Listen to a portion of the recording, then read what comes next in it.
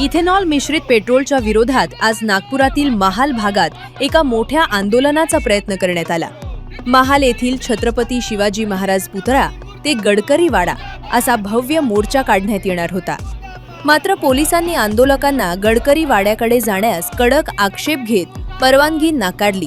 यानंतर पोलिसांनी शिवाजी महाराज पुतळा परिसरातच आंदोलन करणाऱ्या कार्यकर्त्यांना ताब्यात घेतले।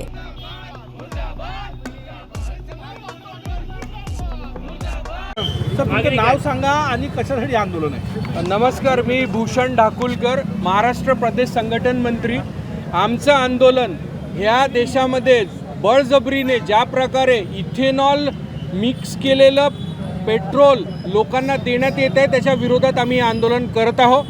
पहिली गोष्ट मी सगळ्यांना हे क्लिअर करून देतो, आम्ही इथेनॉल मिक्स पेट्रोलच्या विरोधात नाही आहोत।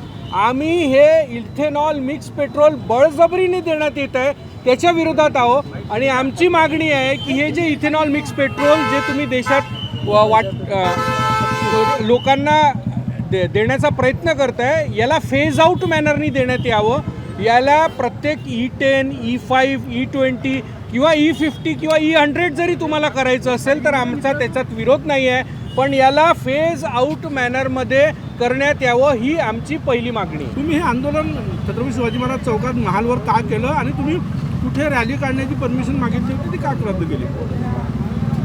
परमिशन देणे हे सरकारचं काम आहे, नाही देणे ते त्यांचं काम आहे, तो त्यांचा विषय आहे। आम्हाला त्याच्याशी काही घेणं देणं नाही आहे। आम्ही इथे याच्यासाठी करतो आहे की नागपूर शहराचे प्रतिनिधी हे खासदार माननीय श्री नितीन गडकरी आहेत आणि आमची पार्लमेंटमध्ये, कारण सेंट्रल गव्हर्नमेंटचा हा विषय आहे, तर सेंट्रल गव्हर्नमेंटकडे माननीय आमचे खासदार आहे यांच्याकडे आम्हाला जायचं होतं हा विषय घेऊन।